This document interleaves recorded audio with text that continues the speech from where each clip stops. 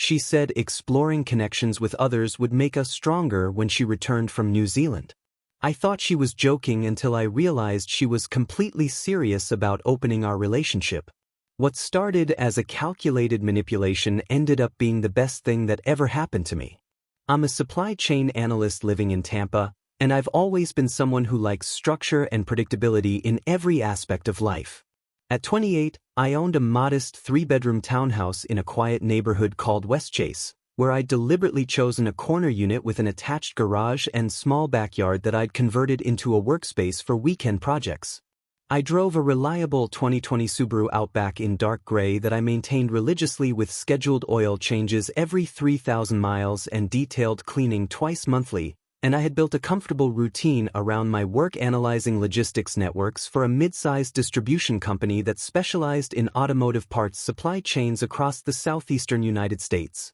My daily schedule rarely varied, up at 6, 20-minute morning workout routine in my spare bedroom that I'd converted into a basic home gym, coffee and breakfast while reviewing market reports, 45-minute commute to downtown Tampa where I spent my days optimizing delivery routes and negotiating contracts with freight carriers. My life wasn't exciting by most people's standards, but it was stable, profitable, and organized exactly the way I preferred it, with emergency funds that could cover 6 months of expenses and retirement contributions that consistently exceeded company matching limits. I met Aria in spring 2023 through a beach volleyball league that met Wednesday evenings at Ben T. Davis Beach, where I joined mainly for exercise after my doctor mentioned that my sedentary work lifestyle was contributing to elevated stress levels, but I ended up discovering that I actually enjoyed the social aspect and friendly competition more than the sport itself. The league attracted a diverse mix of young professionals,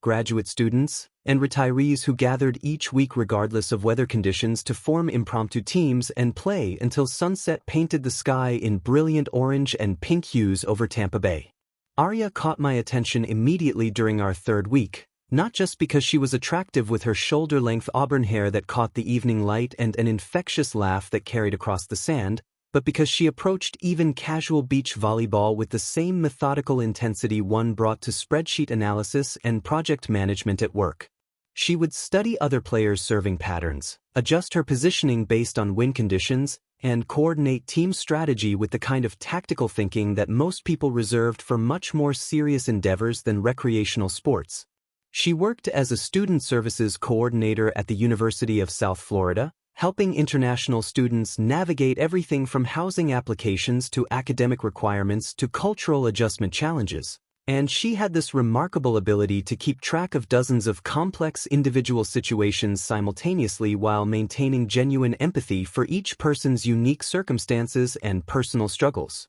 What drew me to her initially was how our personalities seemed to complement each other perfectly. She appreciated my steady reliability and consistent follow-through while I admired her organizational skills that made my own systematic approach to life look amateur and simplistic by comparison. Our first real conversation happened after a particularly competitive match where we'd been on opposing teams, and she approached me to discuss strategy and technique with the kind of analytical enthusiasm that reminded me of myself reviewing quarterly performance metrics with colleagues.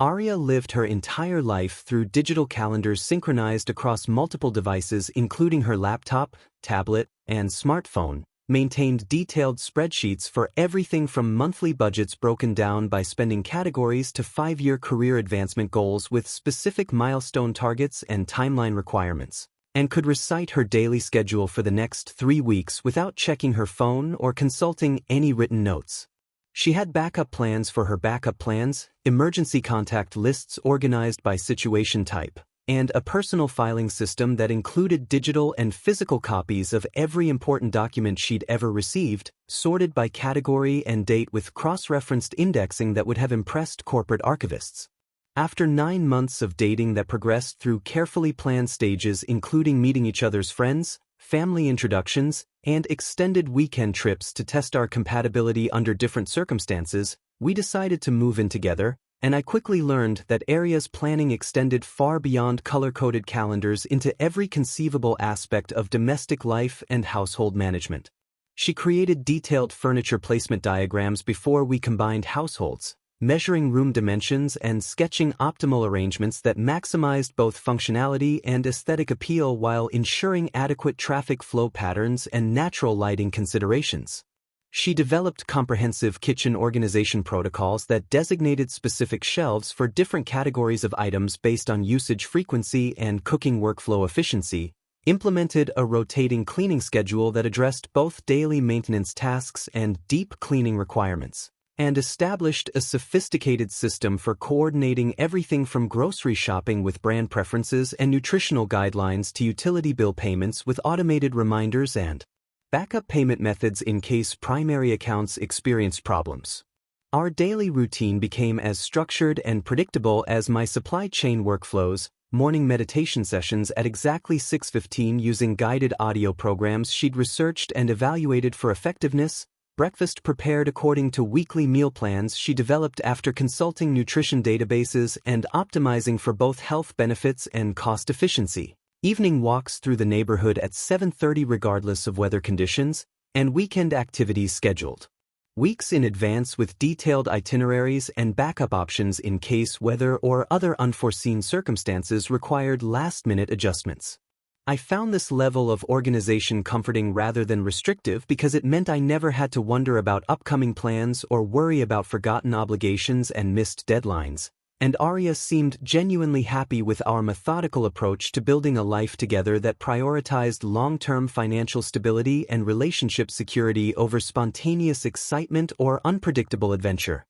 The conversation that changed everything happened on a Tuesday evening in February 2024, during what should have been a routine dinner at Café Habana, our favorite Cuban restaurant in Hyde Park, where we'd established a tradition of eating every other week at the same corner table near the window overlooking the Hillsborough River and watching the evening light reflect off the water while discussing our respective work projects and weekend plans. Arya had been unusually quiet during the drive over, checking her phone more frequently than normal and exhibiting the kind of nervous energy that usually preceded major announcements like job interviews or family visits. But I attributed her behavior to work stress since the university was approaching peak enrollment season for international students and she'd been working late several nights that week preparing application materials and coordinating housing arrangements. She ordered her usual black beans and rice with sweet plantains and extra cilantro but spent most of the meal rearranging food on her plate while building up to whatever she needed to discuss. And I recognized the familiar pattern from previous conversations about significant decisions like our living arrangements or major purchases that required careful presentation and strategic timing to ensure maximum receptivity to her proposals. When she finally spoke after finishing half her mojito and checking her phone one more time, her words came out in the carefully rehearsed manner she used for presentations at work, complete with the slight pause before each major point that indicated she'd practiced this conversation multiple times in advance and had probably outlined her key talking points in one of her detailed planning notebooks. She told me that she'd been accepted into an 8-month international education exchange program in Auckland, New Zealand, starting in June, which represented an incredible professional opportunity that could lead to permanent positions with prestigious organizations like UNESCO or the International Education Association that had always been her long-term career goals since graduate school. The program involved working directly with Maori communities to develop cultural bridge programs for international students, something that aligned perfectly with her graduate degree in cross-cultural communication and her personal passion for educational equity and inclusion initiatives that stemmed from her own experience as a first-generation college student from a working-class family in rural Georgia. I congratulated her genuinely and enthusiastically because I knew how competitive these programs were with acceptance rates below 5% and how much this opportunity meant for her professional development and future earning potential. But I could tell from her expression and the way she kept fidgeting with her napkin that she hadn't finished explaining the complete situation and was working up to the more complicated and potentially controversial aspects of her announcement. Then she delivered the part that I should have seen coming based on subtle changes in her behavior over the past month but somehow didn't. She suggested that during her 8 months in New Zealand, we should explore connections with others to grow individually and strengthen our eventual reunion when she returned to Tampa in February 2025. She framed this proposal as mutual personal growth that would give us both valuable experiences and different perspectives that we could bring back to enhance our relationship when she returned, explaining that many couples in similar long-distance situations use this approach to prevent resentment and maintain emotional independence during extended separations that could otherwise create unhealthy codependency and unrealistic expectations. The way she presented the idea made it sound like she'd researched relationship psychology extensively and consulted experts rather than simply wanting permission to pursue someone else while keeping me as a reliable backup option and financial safety net for when her international adventure ended and she needed to readjust to normal life in Tampa. I sat there listening to her explain the benefits of temporary relationship openness with the same systematic approach she used for everything else, complete with references to articles she'd read in psychology journals and examples of couples who'd successfully navigated similar arrangements without permanent damage to their long-term relationships. And I realized with crystal clarity that this entire conversation was calculated emotional manipulation designed to make me feel like I was being unreasonable or immature if I objected to her carefully constructed plan. Growing up with 3 older sisters who were masters of psychological manipulation had taught me valuable lessons about female psychology and persuasion tactics, particularly the importance of recognizing when someone was trying to control a situation by making their selfish desires seem like reasonable suggestions that any mature person would accept without argument or emotional resistance. My sisters had perfected the art of presenting their wants as logical solutions to problems I didn't know existed, and they taught me through years of painful experience that the best response to this kind of manipulation was composed agreement followed by decisive independent action that served my own interests rather than theirs, because arguing or emotional pleading only gave them more opportunities to refine their manipulation and make me feel guilty for having reasonable objections to unreasonable requests. So instead of reacting with the emotional resistance, desperate pleading, or attempts to negotiate terms that Arya clearly expected based on her defensive posture and prepared counterarguments, I calmly told her that her suggestion made perfect sense from a personal growth perspective and that I thought exploring other connections during her absence was probably healthy for both of us and might even help us appreciate what we had together more fully when she returned. The look of surprise that flashed across her face was absolutely priceless. She'd obviously prepared for tears, arguments, guilt trips, or attempts to talk her out of the program entirely, but she hadn't expected me to agree so readily with her proposal or to seem genuinely unbothered by the prospect of dating other people while she was pursuing whatever opportunities had inspired this sudden interest in relationship flexibility. Her confidence faltered slightly as she realized that her carefully planned manipulation had succeeded too well, leaving her without the emotional drama and conflict she'd anticipated and possibly making her question whether I cared about our relationship as much as she'd assumed I did or whether I might actually be relieved to have the freedom she was offering.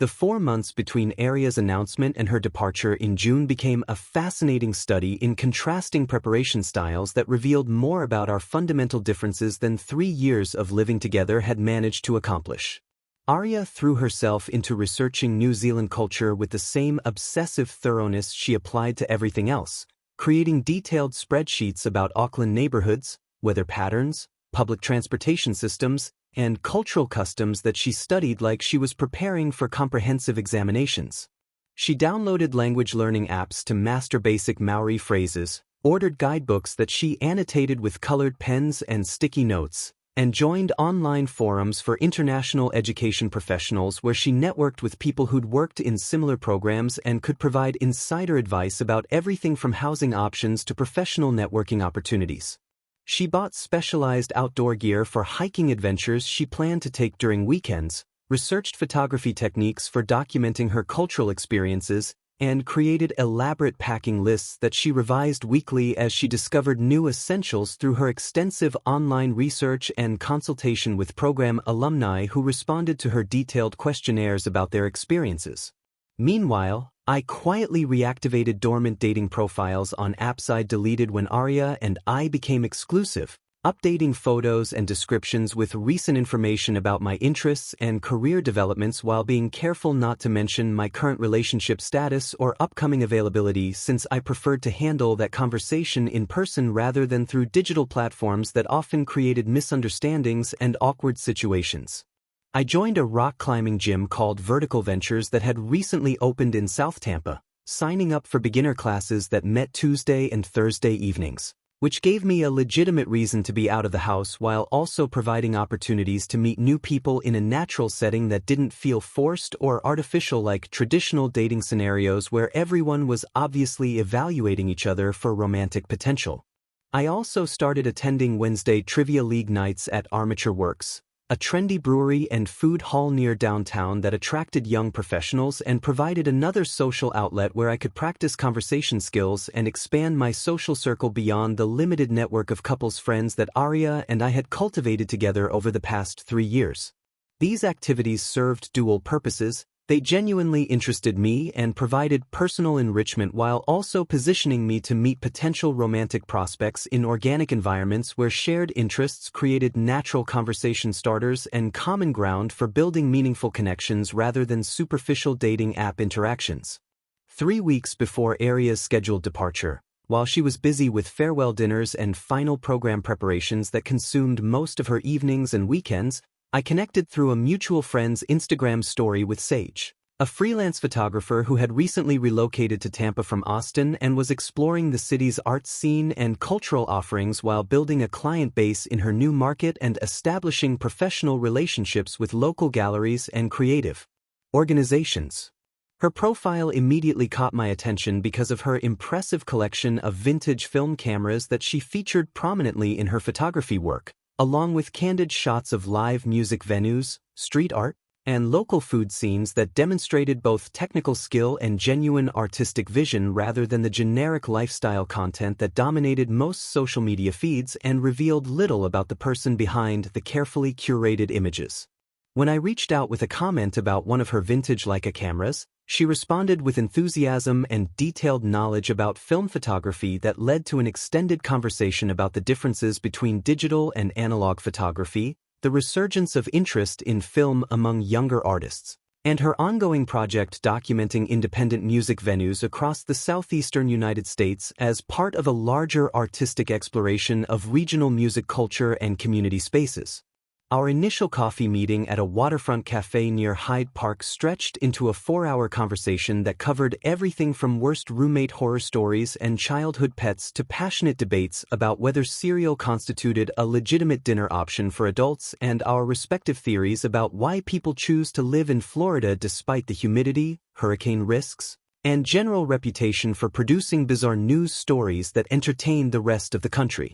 Sage had this refreshingly straightforward communication style that contrasted sharply with Aria's tendency to analyze every conversation for hidden meanings and strategic implications. When Sage disagreed with something I said, she simply stated her different opinion without making it into a relationship issue or a reflection of deeper compatibility problems between us that required extensive discussion and resolution. She laughed easily and genuinely at my admittedly terrible puns and dad jokes, asked thoughtful follow-up questions about my work that demonstrated actual interest rather than polite conversation maintenance, and shared stories about her photography adventures with the kind of natural storytelling ability that made even mundane experiences sound entertaining and engaging while revealing her perspective on life and relationships in ways that felt authentic rather than performative. After Aria left for New Zealand in early June with an elaborate goodbye celebration involving multiple farewell dinners with friends and family members who treated her departure like she was embarking on a dangerous expedition rather than a prestigious professional program in a developed English-speaking country, I found myself spending increasing amounts of time with Sage as we explored Tampa's art districts, attended outdoor concerts at venues like Curtis Hickson Park and the Tampa Riverwalk, and took spontaneous weekend trips to nearby cities like St. Petersburg and Sarasota to visit museums and galleries that interested her photography work and provided inspiration for her creative projects. The contrast between my interactions with Sage and the calculated nature of my relationship with Arya became increasingly apparent as summer progressed, and I experienced what it felt like to spend time with someone who didn't treat every conversation as an opportunity for relationship optimization and strategic planning for our future together.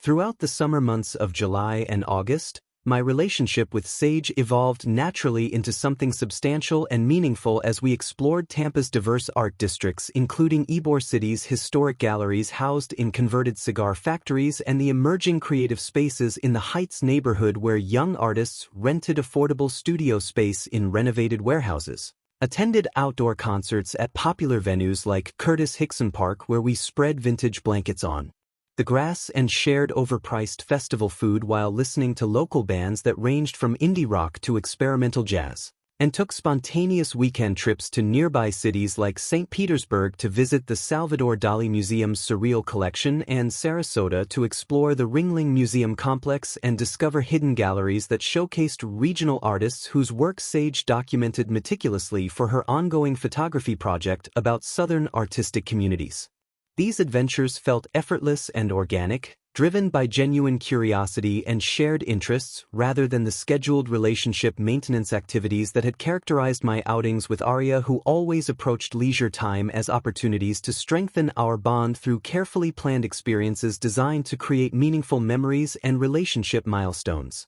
Sage integrated seamlessly into my established friend circle, particularly bonding with my best friend Trevor's girlfriend Amanda over their shared obsession with true crime documentaries that they dissected with forensic enthusiasm and vintage vinyl records that they hunted for religiously at estate sales, flea markets, and thrift stores every Saturday morning, creating a natural foursome dynamic that made group activities enjoyable and spontaneous rather than awkward like they had become with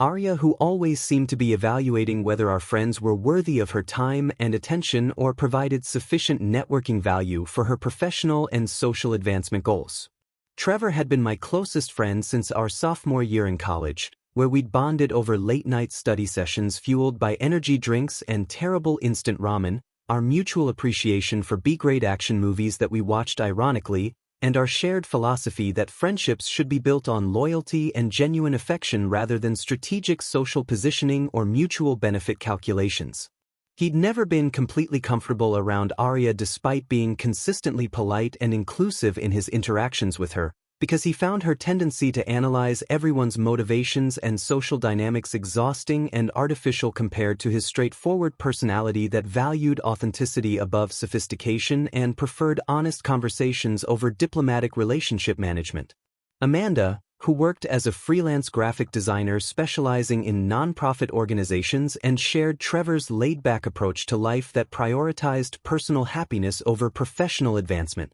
immediately clicked with Sage because they both appreciated creativity and artistic expression without feeling the compulsive need to monetize or optimize every artistic pursuit for maximum career benefit or social media engagement. Their friendship developed organically through shared interests in photography techniques, vintage aesthetics, and independent music rather than the careful cultivation of mutually beneficial relationships that Arya had always preferred when building her social network of contacts who could advance her professional goals or enhance her social status within Tampa's competitive young professional community. Meanwhile, Arya's video calls from Auckland became increasingly sporadic and distracted as she became more deeply involved with her program responsibilities and particularly with Kai, a charismatic marine biology graduate student she'd begun mentioning with growing frequency and obvious romantic interest despite her careful attempts to present their relationship as purely professional collaboration on research projects related to environmental education and cultural preservation initiatives. During our weekly scheduled video calls, which had originally been her idea to maintain emotional connection across the 12-hour time zone difference and ensure that our relationship remained strong during her absence, she would spend most of the limited conversation time describing Kai's impressive intelligence, his groundbreaking research on coral reef ecosystems and climate change adaptation, his extensive knowledge of traditional Maori culture and environmental practices, and his adventurous spirit that had led him to travel extensively throughout the Pacific region conducting field research before settling in New Zealand to complete his doctoral studies at the University of Auckland. The way she talked about Kai reminded me exactly of how she'd talked about Derek, her attractive coworker from 2 years ago who she'd eventually admitted to having romantic feelings for before ultimately deciding that our relationship offered more practical stability and long-term security than the emotional excitement and uncertainty he represented in her carefully planned life trajectory. I could hear the same tone of admiration and romantic fascination in her voice when she described Kai's latest research discoveries, their weekend hiking adventures to remote beaches and volcanic formations that provided perfect backdrops for the cultural immersion experiences she was documenting for her program requirements, and the deep philosophical conversations they shared about environmental conservation and indigenous wisdom that apparently resonated with her values in ways that our discussions about supply chain logistics and retirement planning never had. By September, when Tampa's oppressive summer heat and humidity finally began to ease and outdoor activities became more tolerable for people who weren't accustomed to subtropical climate conditions, Marcus and Sage were functionally exclusive even though we'd never formally discussed relationship status or made any official commitments about dating other people exclusively during Aria's absence. We spent most evenings together either at her charming apartment in Hyde Park, which she'd decorated with her own photography prints and an impressive vintage camera collection displayed on custom-built shelves, or at my townhouse where she'd gradually left more personal items including favorite books on photography and art history, comfortable clothes for staying over, and specialized photography equipment that was too valuable and delicate to transport constantly between locations. Our daily routines had naturally synchronized without conscious planning or negotiation. Morning coffee together when she stayed over, accompanied by casual conversation about our respective work projects and plans for the day, evening walks through different neighborhoods while she scouted potential photography locations, and I enjoyed exploring parts of Tampa I'd never visited despite living there for several years, and weekend adventures that combined my growing interest in outdoor activities with her artistic pursuits in ways that felt collaborative and mutually enriching rather than one person grudgingly accommodating the other's preferences to maintain relationship harmony.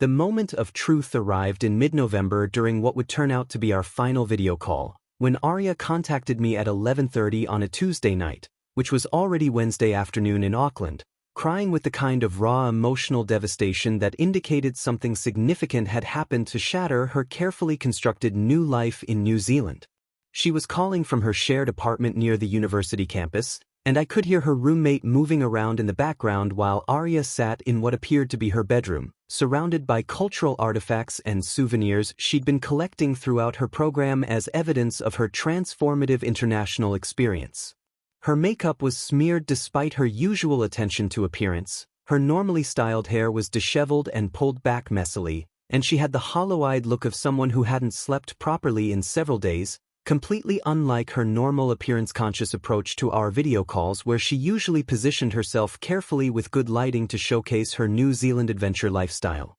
When she finally composed herself enough to explain the situation through intermittent tears and frustrated attempts to regain her characteristic emotional control, she revealed that Kai had begun dating someone else exclusively, a local graduate student named Emma who shared his research interests and had grown up in New Zealand understanding the cultural context that Aria was still struggling to navigate despite months of intensive study and immersion experiences. The devastating part for Aria wasn't just that Kai had chosen someone else over her, but that she'd genuinely developed serious romantic feelings for him despite their supposed friendship arrangement and her repeated assurances during our previous calls that their relationship was purely professional collaboration with no romantic implications that would affect our relationship. She'd apparently been living in a comfortable fantasy where she was having an exciting international romance while maintaining our relationship as a reliable backup option. But the reality of Kai's rejection had forced her to confront that her feelings for him were far deeper than the casual exploration of connections she'd originally proposed when suggesting our open relationship arrangement.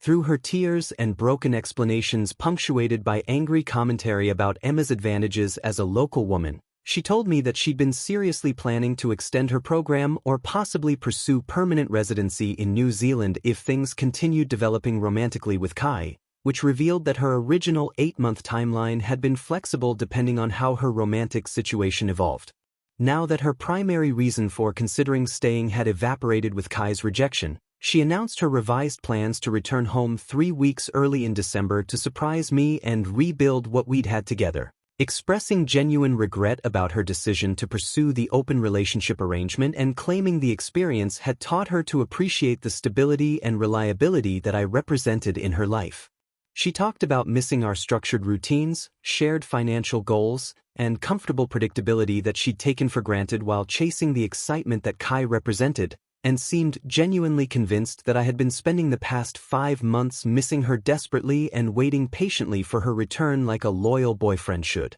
During this emotional confession and reunion planning session, I heard movement in my kitchen and remembered that Sage was making late-night tea while I took this unexpected call in my home office, where I'd retreated for privacy when I saw Arya's name appear on my phone screen.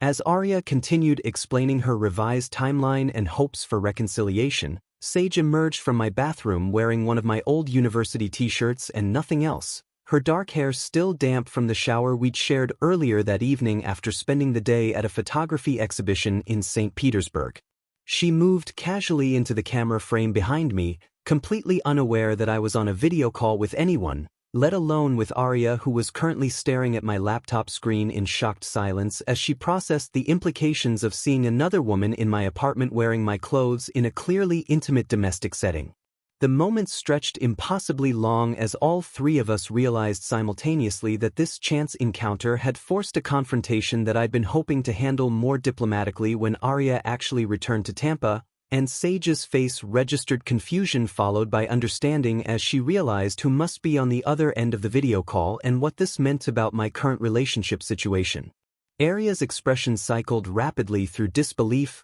betrayal, rage, and something that looked like genuine heartbreak as she understood that I hadn't been waiting faithfully for her return but had instead taken her suggestion about exploring other connections far more seriously than she'd ever intended. Sage, demonstrating the same direct communication style that had attracted me to her initially, immediately asked who was on the call and whether this was Arya, the girlfriend I'd mentioned who was supposed to return in February, not December as this conversation seemed to indicate. Her question forced me to acknowledge the situation honestly rather than attempting to manage the awkwardness, and I could see Arya registering additional shock as she realized that Sage knew about her existence and our relationship history, which meant I'd been open about my circumstances rather than pretending to be completely available. This transparency seemed to make the situation even more painful for Arya because it indicated I'd been thoughtful and honest rather than simply cheating impulsively, which would have been easier to dismiss as a temporary mistake.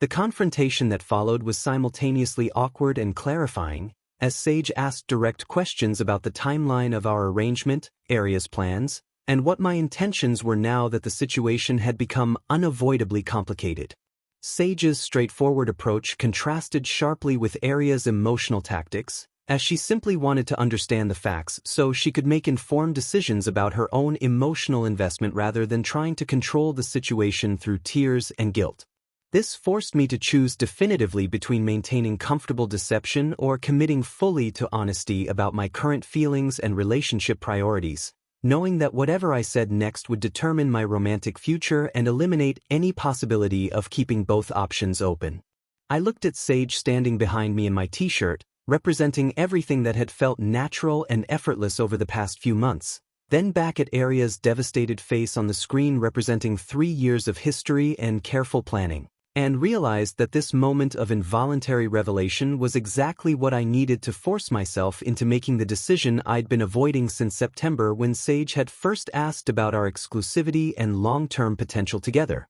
Arya appeared unannounced at my townhouse on December 15th at 7:30 in the morning with multiple oversized suitcases, a collection of duty-free shopping bags, and an elaborate assortment of gifts from New Zealand that she'd apparently selected specifically to demonstrate her thoughtfulness and cultural sophistication during her transformative international experience. She looked exhausted from the 20-hour flight and series of connecting flights that had brought her back to Tampa 3 weeks earlier than originally planned, but she'd clearly made an effort to present herself attractively despite the travel fatigue, wearing a new dress that she'd probably bought in Auckland and carrying herself with the confident posture of someone who expected to be welcomed home enthusiastically by a boyfriend who'd been counting the days until her return.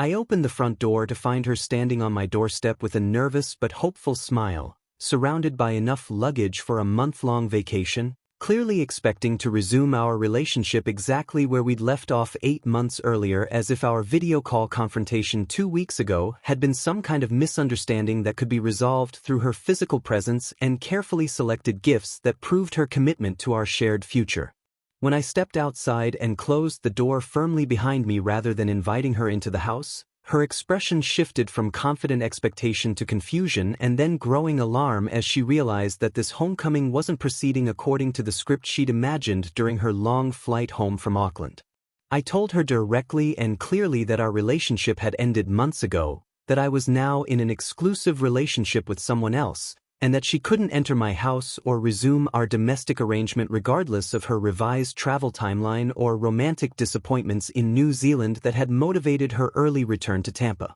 Her reaction was immediate and explosive, transforming from confused disappointment to genuine hysteria as she began screaming about my betrayal, my failure to honor our relationship commitment, and my complete misunderstanding of the temporary arrangement she'd proposed that was never meant to result in permanent relationship changes or the replacement of our established partnership with some rebound relationship that couldn't possibly compare to what we'd built together over 3 years. She demanded to know who this other woman was, insisted that I was making a terrible mistake by throwing away our future for someone I'd known only a few months, and accused me of deliberately sabotaging our relationship because I was too immature and insecure to handle her professional success and international opportunities that represented growth and achievement rather than abandonment or betrayal. The volume and intensity of her emotional outburst quickly attracted the attention of my neighbors, starting with Mrs. Rodriguez, who lived directly across the street and had always been friendly but appropriately respectful of privacy boundaries during the 3 years I'd lived in the neighborhood.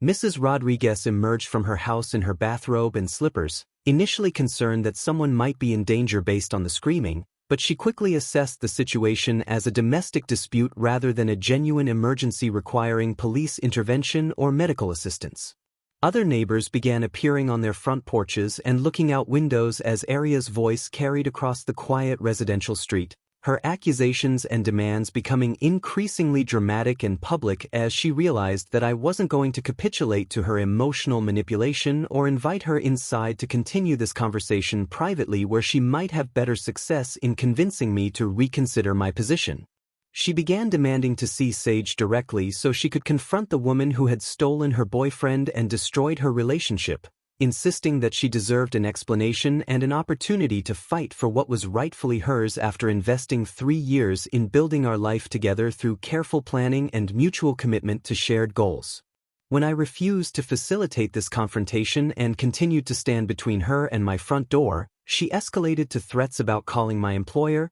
contacting my family, and exposing my character flaws and relationship failures to our mutual friend network through social media campaigns that would ensure everyone knew exactly how I'd treated her during her absence. The situation reached peak drama when she began pulling gifts from her shopping bags and throwing them onto my front lawn while explaining loudly how much money and thought she'd invested in these souvenirs that represented her love and commitment to our relationship, creating a scattered display of cultural artifacts and expensive items that emphasized both her financial investment and her complete breakdown of emotional control. Mrs. Rodriguez finally approached us and offered diplomatically to contact authorities if Aria didn't voluntarily leave the premises and allow the neighborhood to return to its normal peaceful morning routine, which seemed to penetrate Aria's hysteria enough for her to realize that her public breakdown was achieving the opposite of her intended effect. Rather than convincing me to reconsider my decision or demonstrating her worthiness as a romantic partner, her behavior was embarrassing herself and validating my choice to end our relationship in favor of someone who handled conflict and disappointment with maturity rather than melodrama. She eventually called a rideshare vehicle while continuing to mutter angrily about my betrayal and her plans to ensure that everyone in our social circle understood what kind of person I really was when it came to loyalty and commitment. But her threats felt empty and desperate rather than genuinely concerning because anyone who knew me would recognize the absurdity of her narrative about being abandoned and betrayed by someone she'd explicitly encouraged to date other people. After she departed with her luggage and scattered gifts, leaving my front lawn looking like the aftermath of a yard sale explosion, I spent the next hour cleaning up the mess while fielding concerned questions from neighbors who wanted to ensure I was safe and didn't need any assistance dealing with what had clearly been an unstable situation. The social media campaign that followed was predictably dramatic and one-sided, featuring carefully curated posts about emotional abuse, manipulation, and betrayal that painted me as someone who had taken advantage of her international opportunity to pursue selfish interests while she was building her career and contributing to important cultural exchange work in New Zealand. But the campaign lost credibility quickly when mutual friends realized the timeline didn't support her narrative and began asking uncomfortable questions about her own behavior during the supposed period of victimization. Her posts included photos of the gifts she'd brought back for me, dramatic captions about being blindsided by someone she trusted completely, and strategic references to the emotional trauma of discovering that her loving boyfriend had been living a double life while she was overseas making professional sacrifices for their shared future. The narrative she constructed portrayed herself as an innocent victim of deception rather than someone who had explicitly proposed relationship openness as a way to pursue her own romantic interests while maintaining a comfortable backup plan. And she seemed genuinely convinced that her version of events was accurate despite the documented evidence of our February conversation and her obvious romantic involvement with Kai throughout the summer and fall months. Her friend network initially rallied around her with supportive comments and shared outrage about my apparent betrayal, but the support began to waver as people who knew both of us started asking for clarification about details that didn't align with their understanding of our relationship dynamic or her reasons for pursuing the New Zealand program in the first place. Several mutual friends reached out to me privately requesting my perspective on the situation, and while I declined to engage in public social media drama or detailed explanations that would only escalate the conflict, I did provide basic timeline information to people who asked direct questions about the open relationship arrangement and when it had been proposed and by whom. I handled the social media aftermath with strategic silence, blocking Aria's friend group who had joined her campaign and providing minimal explanations to mutual acquaintances who requested my perspective on the dramatic narrative she'd constructed about our relationship and breakup. My approach was simple and consistent. When people asked direct questions, I confirmed that Aria had proposed the open relationship arrangement in February before leaving for New Zealand, that we had both explored connections with other people during her absence as she had specifically suggested, and that I had chosen to pursue an exclusive relationship with someone I'd met during that period rather than resuming our previous arrangement when she decided to return early due to her own romantic disappointment overseas.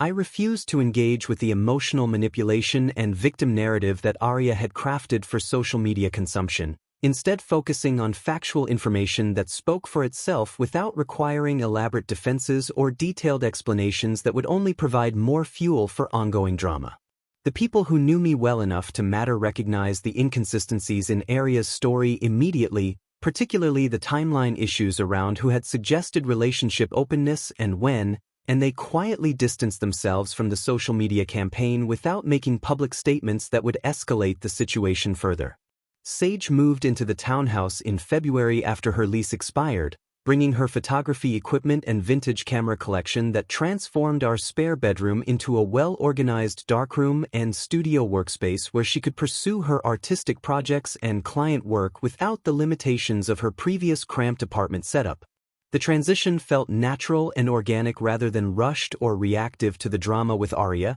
because we'd been spending most of our time together anyway and the practical benefits of shared housing costs and combined living space aligned with both our financial goals and personal preferences for domestic stability and creative collaboration. She integrated her photography prints throughout the house, creating gallery walls that showcased her artistic vision while complementing the existing decor. And her presence brought an energy and creativity that made the space feel more alive and dynamic than it had during my years of methodical bachelor living or the overly structured domestic arrangements I'd maintained with Aria, who had treated our home like a project to be optimized rather than a space to be enjoyed. Through mutual friends who remained in contact with both of us, I learned that Aria eventually secured a permanent position with an international education organization based in Auckland and relocated there permanently by April, apparently having decided that her future lay in New Zealand despite the romantic disappointment that had initially motivated her early return to Tampa.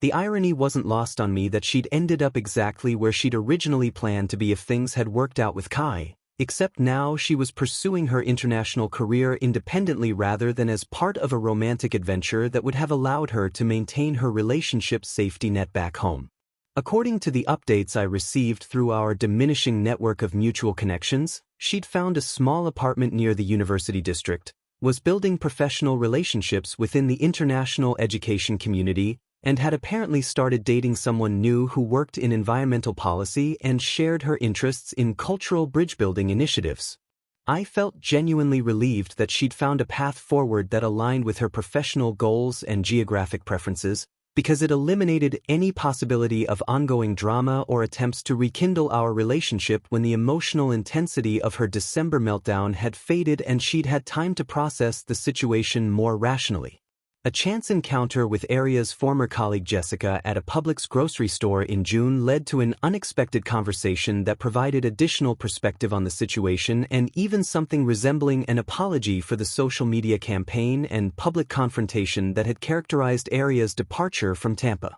Jessica had been one of the few people from Aria's work circle who knew the complete timeline of events, including her romantic involvement with Kai and her original intentions regarding the open relationship arrangement, and she'd apparently become increasingly uncomfortable with the victim narrative that Aria had constructed after returning from New Zealand. During our brief conversation in the produce section, Jessica acknowledged that she'd initially supported Aria's version of events because she'd only heard one side of the story, but she'd gradually realized that the timeline and circumstances didn't support the claims of betrayal and emotional abuse that had formed the foundation of the social media campaign against me. She specifically apologized for her own participation in the initial wave of social media support for Aria's campaign, explaining that she'd been responding to what appeared to be a friend in genuine distress rather than carefully evaluating the claims being made or considering alternative perspectives that might have provided a more balanced understanding of what had actually happened between us. The conversation was brief and somewhat awkward given the circumstances, but it provided a sense of closure and vindication that helped me feel more confident about my decision to handle the entire situation with dignity and factual honesty rather than engaging in the kind of public conflict and character assassination that Aria had attempted to initiate through her social media efforts. By the time this conversation occurred, Sage and I had been living together for 4 months, and our relationship had continued to develop and strengthen through the normal challenges and adjustments that come with combining households and building shared routines that accommodate both people's work schedules, social commitments, and personal interests without the kind of systematic optimization and strategic planning that had characterized my previous domestic arrangements but had ultimately felt artificial and unsustainable when tested by real-world complications and competing priorities. Looking back on the entire experience, I realized that Aria's manipulation had inadvertently given me exactly what I needed: permission to discover what I actually wanted in a relationship rather than what I thought I was supposed to want based on conventional timelines and social expectations about long-term commitment and domestic partnership.